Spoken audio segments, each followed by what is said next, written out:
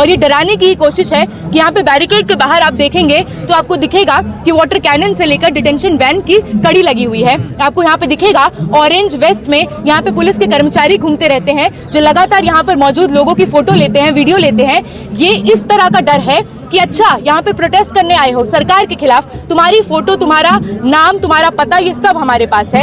यहाँ पे लगातार आपको दिखेगा कि ड्रोन से लोगों के ऊपर निगरानी की जाती है।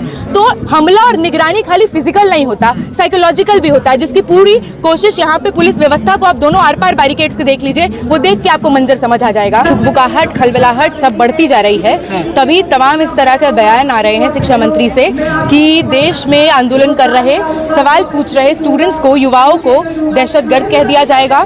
सवाल कर रहे, आंदोलन कर रहे युवाओं को कह दिया जाएगा कि रीनीट की परीक्षा हुई, 20 लाख अभ्यर्थी उसमें आए और वो लोग जो देश में तनाव पैदा करना चाहते हैं, क्योस पैदा करना चाहते हैं, और कहा गया हम लोगों को संबोधित करके कि हम अगर चाह रहे हैं कि स्टूडेंट्स के मन में भय पैदा कर पाएं तो वो हमारा सफल नहीं होगा अटेम्प्ट। तो बात तो स्पष्ट है कि अटेम्प्ट तो हमारे सफल हो रहे हैं। इसीलिए वो धर्मेंद्र प्रधान जिन्होंने शुरुआती बयान ये दिया कि हम खाली अफसोस प्रकट करते हैं, आज हर तरह से यहाँ पे आंदोलनरत छात्रों को डिस्टर्ब करने के लिए हर दिन 4 से 5 गोदी मीडिया के पत्रकारों को भेजा जाएगा, अपने पास के ऐसे लोगों को भेजा जाएगा जो यहाँ पर आकर मारपीट से लेकर हर तरह से उग्र नैरेटिव पैदा करने की कोशिश करेंगे, इस आंदोलन को डिस्टर्ब करने की कोशिश करेंगे। हम लोग अगर यहाँ पर लड़ रहे हैं और 7वां दिन है, धूप, गर्मी, बारिश, आंधी, तूफान, भूख, प्यास सब झेलते हुए अपने अपने कमरों, अपने घरों का सुख छोड़कर अगर जंतर मंतर के सड़कों को अपना बिस्तर बनाकर देश की एक युवा पीढ़ी यहाँ पर सो रही है, यहाँ पर रह रही है, यहाँ पर लड़ रही है, तो ये सवाल हमसे नहीं है कि समाधान मिलेगा कि नहीं। ये सवाल सत्ता की कुर्सी पर काबिज उन लोगों से है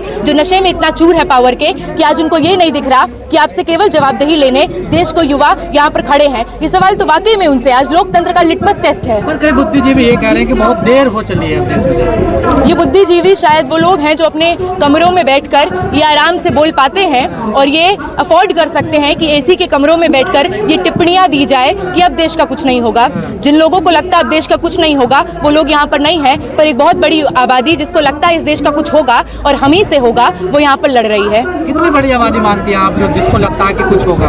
हम लोग हर दिन देख रहे हैं, नीट का एग्जाम था, उसकी तैयारियों में जो स्टूडेंट्स व्यस्त थे वो खुद नहीं आए, उससे पहले की शाम उनके माँ बाप आते हैं क्योंकि उनका सवाल तो ये है कि रीनीट तो हो जाएगा पर बार बार री एग्जाम की ये कड़ी क्यों हम बर्दाश्त करें। साल भर मेहनत कर कर एग्जाम में बैठने वाले लोग जो कर्जा लेकर, उधार लेकर बच्चों को कोचिंग सेंटर में पहुंचाते हैं, जैसे तैसे पूरे समाज, पूरे खानदान का एक आस लगा होता है। एक एक बच्चा जब ऐसे एग्जाम में बैठता है कि आने वाले समय में पूरे खानदान की शक्ल सूरत बदल जाएगी, एक सरकारी नौकरी, एक इंजीनियर, एक डॉक्टर अगर घर से निकलेगा, तो वो लोग यहाँ पर लगातार आ रहे हैं। आपको 4 बजे के बाद से यहाँ पे संख्या में जो इजाफा दिखेगा वो इस बात की गवाही देता है कि माँ बाप और तमाम नौकरी पेशा लोग जो अपने बच्चों के बेहतर भविष्य के लिए नौकरी जाते हैं, दफ्तर पे जाते हैं, वो घर जाने की जगह शाम को जंतर मंतर आते हैं। लगातार वो लोग जो खुद नौकरी करते हुए पढ़ाई कर रहे हैं, कॉम्पिटिटिव एग्जाम की तैयारी कर रहे हैं, वो आपको इस हड़ताल में दिखेंगे। हर दिन अपनी भागीदारी सुनिश्चित करते हैं। एक बड़ी आबादी यूपी हो, गुजरात हो, बंगाल हो, महाराष्ट्र हो, मध्य प्रदेश हो, तमिलनाडु हो, वहां से आकर कोई 3 दिन, कोई 4 दिन, कोई लगातार इस धरना स्थल पर रुक रहा है। ये वो डेस्परेशन दिखाता है एक पूरी पीढ़ी का जिसने अपना सब कुछ बिका दिया, सब कुछ बेच दिया ताकि बेहतर भविष्य हो। तो आज ये लड़ाई खाली इस चीज की लड़ाई नहीं है कि धर्मेंद्र प्रधान को इस्तीफा देना होगा। देश में वो सत्ताधारी वर्ग जिसको लगता है वो कुछ भी कर देगा और कुर्सी पर बना रहेगा, आज ये लड़ाई अकाउंटेबिलिटी की लड़ाई है। तो क्या सरकार को अब चिंता करनी चाहिए? सरकार तो चिंता कर ही रही है, तभी आपको ऐसे तमाम लोग दिख जाएंगे जो यहाँ पे अपना प्रोपेगेंडा साधते हुए, अपनी टीआरपी बढ़ाते हुए यहाँ पे आएंगे और ये उम्मीद में आएंगे कि युवाओं को कुछ ऐसा बोल दे कि वहाँ से कुछ कंटेंट निकल जाए, कुछ प्रोवोक कर दे। तो ये उनकी बौखलाहट दिखाता है। हमला भी तो कर रहे हैं, हमला कर रहे हैं। एक व्यक्ति को इतनी जोर से मारा, उनका सर फट गया। वो अपनी बेटी के साथ यहाँ पर आए, उनकी बेटी जो तमाम इन परीक्षाओं में अपीयर हुई है, 12वीं का एग्जाम दिया है। तो ये हमला लगातार हमने देखा, कहीं जयपुर में हमला होता है, कहीं दिल्ली में हमला होता है, रोज हो रहा है, कल रात को भी हमला हुआ है। तो ये तो बात स्पष्ट है कि क्योंकि आपको जवाबदेही देनी नहीं है, आपको सीधे आकर अकाउंटेबिलिटी का भी तो पहला पड़ाव कॉग्निजेंस है कि आपने इसको दर्ज किया कि देश में विरोध हो रहा है, आपके इस्तीफे के मांग के साथ विरोध हो रहा है। जब आपको इसको एक्सेप्ट नहीं करना तो आप क्या करेंगे? आप यहाँ पे मौजूद लोगों को डराने की कोशिश करेंगे। तो बी टीम भी बता रहे ना, देखिए आप बिल्कुल वो सब बताएंगे। देश के किसान जब लड़ रहे थे तो उनको खालिस्तानी बताया गया। इसी देश में आंदोलन कर कर समान नागरिकता के लिए लड़ रही शाहीन बाग की महिलाओं को भी बिकाऊ बता दिया गया था। इसी जंतर मंतर पर रेसलर्स, पहलवान जब लड़ रहे थे यौन उत्पीड़न के खिलाफ, तो कहा गया कि कांग्रेस से चंदा आता है।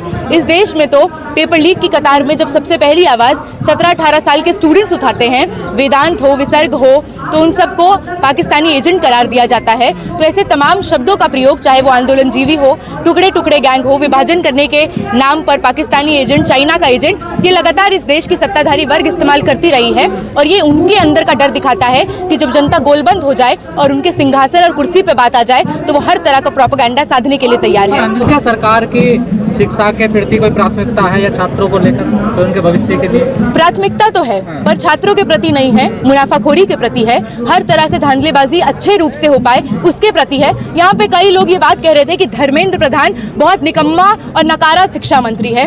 मुझे लगता है भाजपा के काल में, चाहे वो स्मृति ईरानी हो, जावड़ेकर हो, ये तमाम लोग सबसे एफिशिएंट मिनिस्टर रहे, क्योंकि इन्होंने भाजपा की नीतियों को लागू करने में कोई कसर नहीं छोड़ी। 1 लाख से ज्यादा स्कूलों को बंद किया, एमफिल को खत्म किया, Maulana Azad national fellowship, pre matric scholarship को खत्म किया। देश में ये इंश्योर किया कि एक बड़ी आबादी जो मजदूर है, किसान है, गरीब परिवारों से आती है, उसके लिए शिक्षा के दरवाजे बंद किए जाए। ये इंश्योर किया कि आज किसी भी तरह की अच्छी नौकरी उसको मिलेगा जिसके जेब में पैसा है।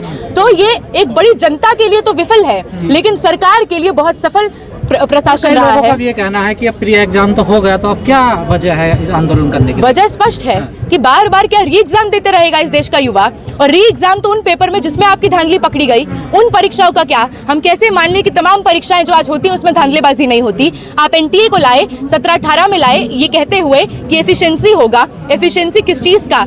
एक प्राइवेट एंटिटी जिसमें 25 से भी कम परमानेंट कर्मचारी हैं, जो हर चीज को आउटसोर्स करता है, पेपर बनाने से लेकर, इन्विजिलेशन से लेकर, कंप्यूटर से लेकर, सेंटर से लेकर ट्रांसपोर्टेशन। वहां पे आपने अपने पक्ष के लोगों को फिट किया और यही होता है। कहीं स्ट्रॉन्ग रूम से पेपर लीक हो जाएगा, कहीं टेलीग्राम पे पहुंच जाएगा, कहीं स्ट्रॉन्ग हाउस बन जाएगा, सेफ हाउस बन जाएगा, रिजॉर्ट में बैठाकर स्टूडेंट को एग्जाम से 2 दिन पहले क्वेश्चन पेपर दिया जाएगा उन स्टूडेंट्स को जिन्होंने 20 लाख 25 लाख दिया। तो आपने तो एक ऐसे ढांचे को खड़ा किया इस देश में जो हर तरह से उन लोगों के पक्ष में काम करता रहा जिनके पास खूब पैसा है।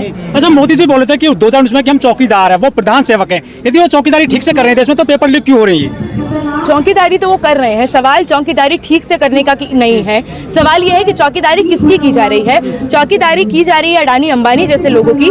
इसीलिए किसी बिहार के भागलपुर में 1000 एकड़ की जमीन 1 रुपए में अडानी को दे दिया जाएगा, लेकिन वही किसान परिवार जो कर्जा ले लेकर अपने खेत में अनाज बोता है, काटता है, उसी से वो अनाज जो पूंजीपति बेचते हैं और करोड़ों का मुनाफा खाते हैं, उनको उसका कुछ दाम नहीं मिलता। आज किसान लड़ रहे हैं एमएसपी के लिए, लेकिन देश में हर तरह से किसानों को मजबूर किया जाएगा आत्महत्या करने के लिए। उनके किसी भी कर्ज को माफ नहीं किया जाएगा। बड़े बड़े कॉर्पोरेट के 4 करोड़ 5 करोड़ 10 करोड़ लोन को माफ कर देगी ये सरकार। तो लगातार देश में, चाहे वो महिलाएं हो, अल्पसंख्यक हो, दलित हो, आदिवासी हो, मुसलमान हो, लगातार देश के एक मेहनतकश गरीब अल्पसंख्यक समुदाय के पक्ष में नहीं, उनके खिलाफ तमाम नीतियां आई। उमर खालिद का नाम जोड़ा जा रहा है, उमर खालिद का नाम जोड़ा जा रहा है इस आंदोलन से। वो जेल में है जबकि। सर, इसकी बात नहीं है ना, यहाँ पे नाम तो सारे जोड़े जा रहे हैं। नाम यहाँ पे जोड़े जा रहे हैं कि यहाँ पे भारत तोड़ने के नारे लग रहे हैं, नाम जोड़े जा रहे हैं डफली गैंग आ गया, नाम जोड़े जा रहे हैं टुकड़े टुकड़े गैंग आ गया। तो इसको परिभाषित भी करना होगा।